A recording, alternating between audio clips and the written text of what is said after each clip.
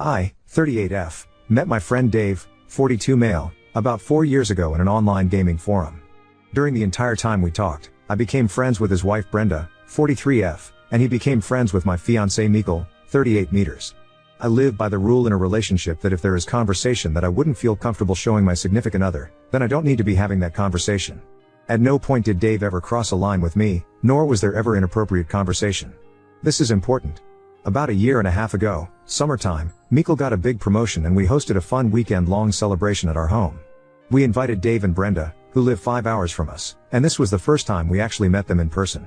I instantly connected with Brenda, as she was so authentic and sweet. We all got along well, and even started talking about doing future get-togethers and vacations. It seemed perfect. At this time my company was doing major layoffs and I was looking for a new career. Brenda has worked at a remote company for over a decade and recommended I apply. After a few intense interviews, I was hired. Quick side note, Dave had been injured in work-related accident that had gone to court. He sued and won.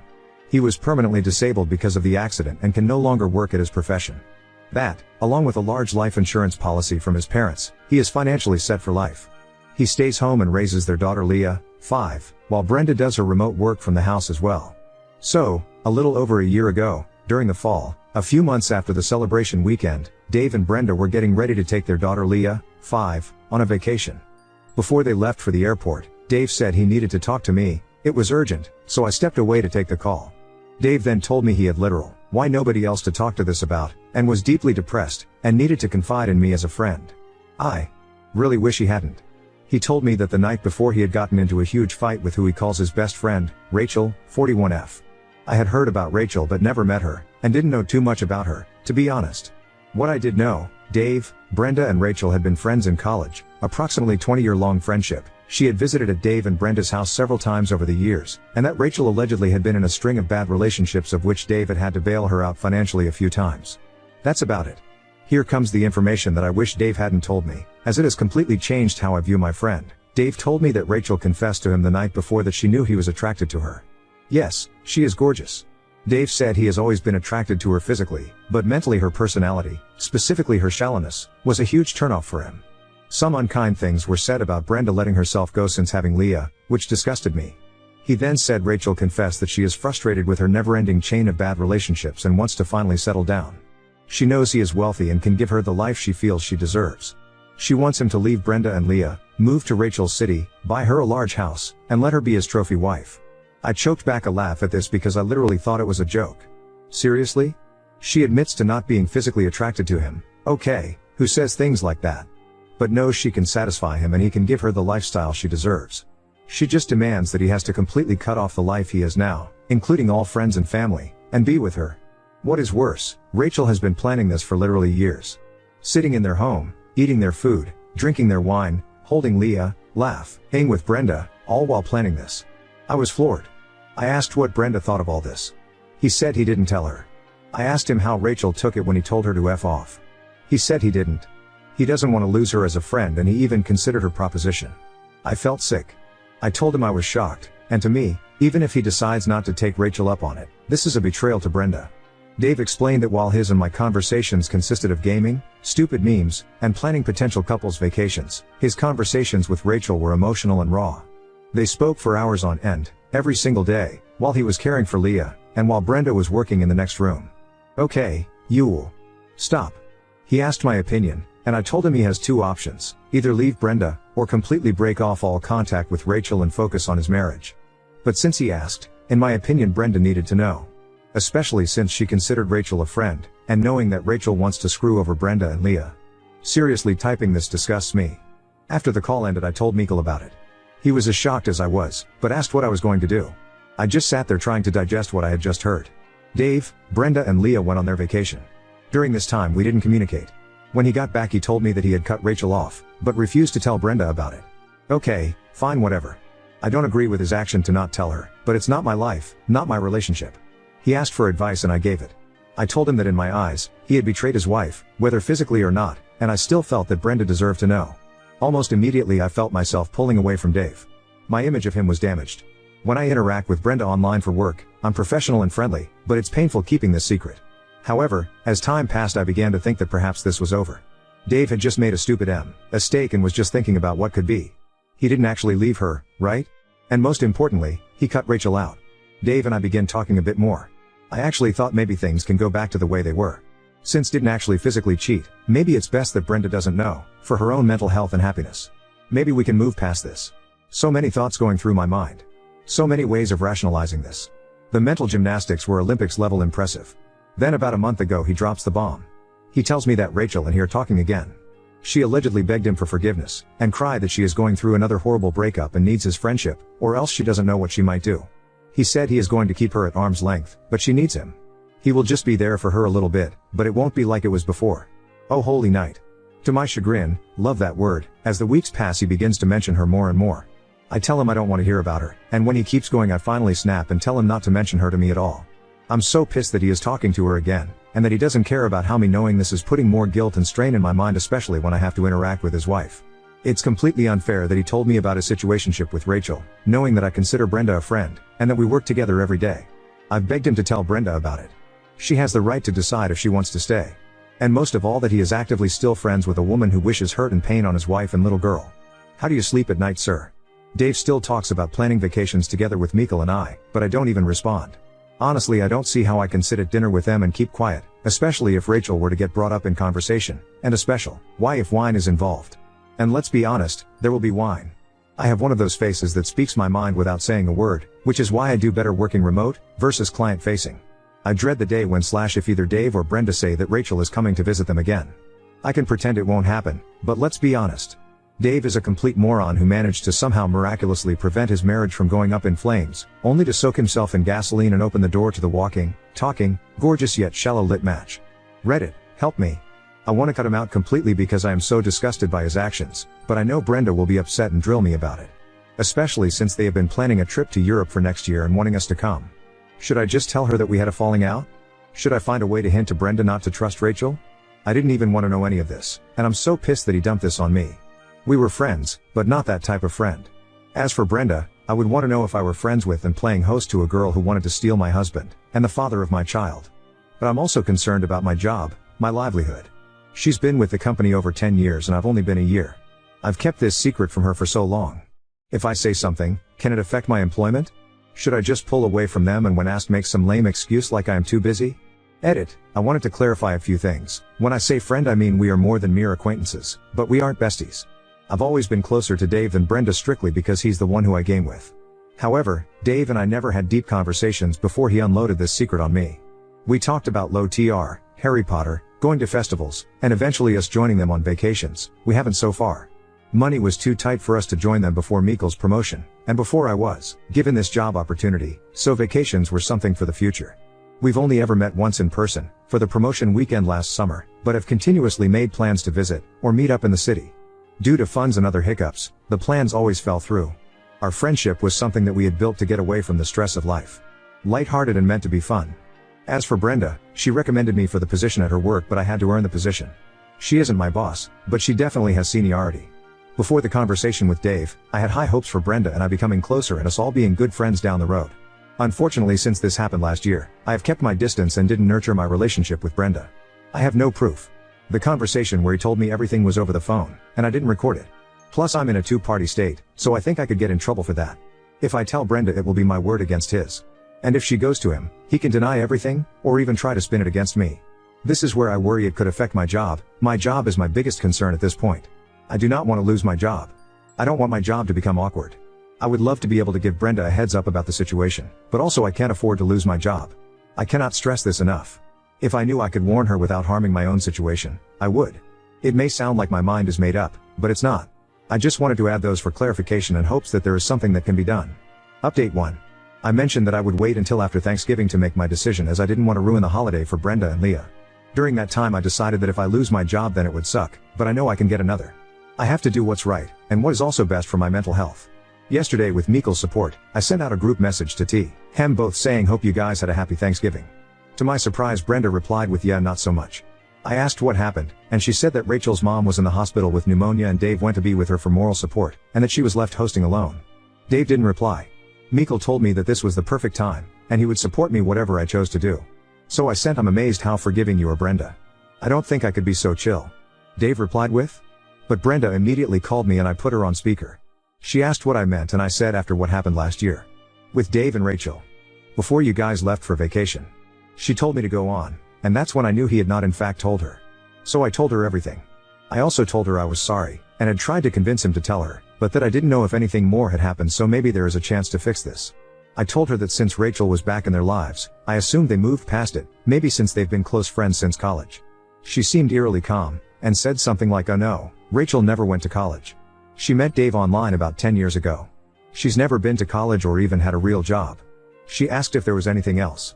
Read it, I started freaking out, lost any remaining confidence I had, and told her that the reason I hadn't said anything was because I didn't have any proof, and since working with her I had been worried to say anything about it because I didn't want to risk my job, but not anymore. I was spiraling. Brenda said she had to go and hung up. I just sat there feeling sick. 2 whole hours later Brenda called me back. Some of you called it. When confronting Dave and Rachel, they told her that I had actually propositioned him, and that I was jealous of his and Rachel's friendship, and I wanted what Brenda had. I started shaking and crying.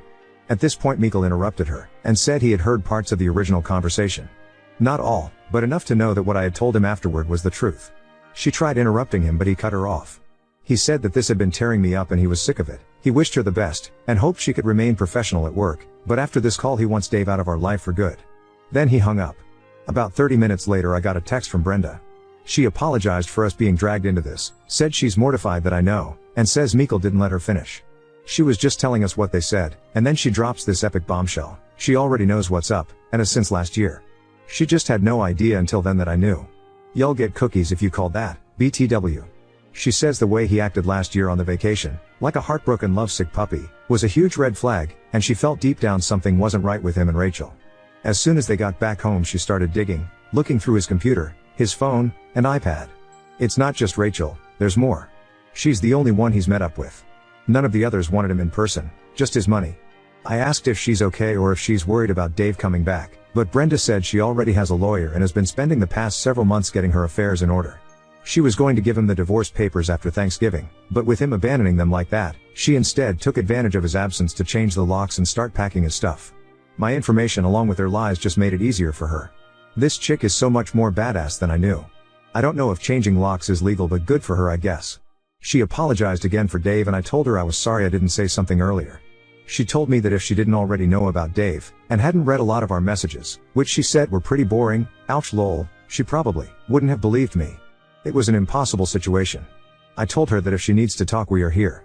If not, then I'll just be her coworker. Now on to second story. Wife insists on conversion therapy for our son, oblivious to its harm, and I question staying in a marriage that threatens him. My wife, 44F, and I, 45 male, have been married for 14 years. We have 2 kids, a 16-year-old son, let's call him Noah, and a 12-year-old daughter. We've had our fair share of disagreements over the years OFC, but things have generally been smooth between us. Now for the context, Noah came out as gay about a year ago. It was a surprise, and as hard as it was to accept, I love my kids more than anything and just want their happiness. My wife visibly didn't take it well though. She was upset and seemed to go through a grieving period where she didn't really talk about it. I tried to support Noah in every way I could, telling him that I loved him no matter what, etc. My wife, though, I could tell she wasn't on the same page. She would say things like this is just a phase or he needs help, but I brushed it off as her needing time. Fast forward to last week, and we were having a conversation about Noah's future. Out of nowhere, my wife casually mentions that she's been looking into conversion therapy camps and thinks it might be the right solution. She said that Noah isn't truly gay, that he just hasn't been shown the right path and that this could fix him. My blood ran cold. I was in shock. I immediately told her I didn't agree and that this was not something I could support. Duh, she got upset and said I was enabling Noah's confusion and that if I really cared about him, I would help him get better. WTF is wrong with her? She was persistent, and no matter how much I tried to explain that conversion therapy is harmful, like I know those kids get abused, are ped, and often end up either traumatized or killing themselves, and that I would never send our son to something like that, she wouldn't back down. If I'm being 100% honest, I don't even think I love her anymore. The fact she could be so heartless disgusts me. I know being gay is not easy and people like her just make it even harder. I'm considering staying, only for our daughter's sake, but would it be okay if it means hurting my son? It feels like a betrayal to Noah. I just don't think I can keep living with someone who thinks this is okay. Update 1. So I posted something about my wife wanting to send my son to a conversion camp 2 days ago.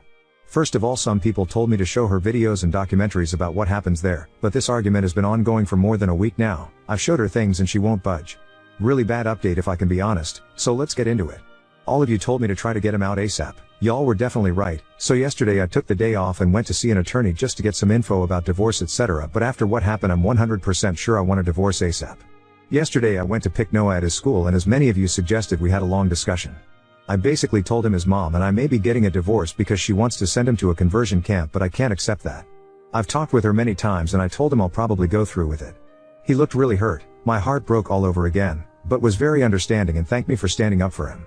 I pulled him into a tight hug and told him I'll always love him no matter what and that nothing's his fault. At that moment he started crying because he was so glad at least I was on his side. And I'm very pissed, so sorry if I don't make sense, but apparently his mom had been pressuring him for months.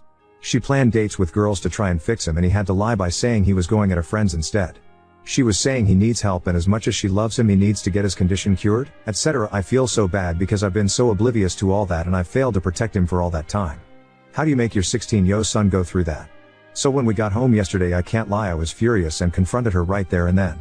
At first she was trying to explain she was doing it for him but her speech quickly turned to slurs and it was clear she was just ashamed of having a gay son.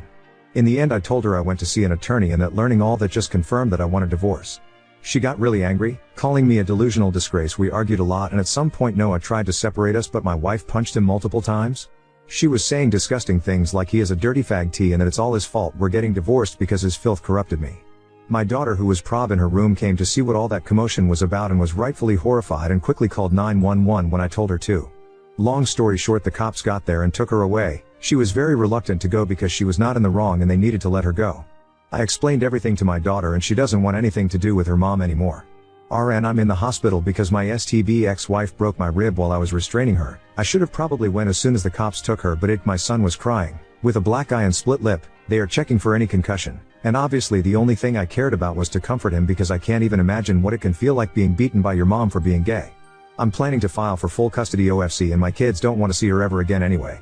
Given all the charges she's facing I hope she won't stand a chance against me. I just sent a mail to my attorney and I hope the procedures will be fast. I've also thought of getting CPS involved but I'm not sure they will really help. Like I cannot understand how you can grown so resentful of your own kid because of something they can't control.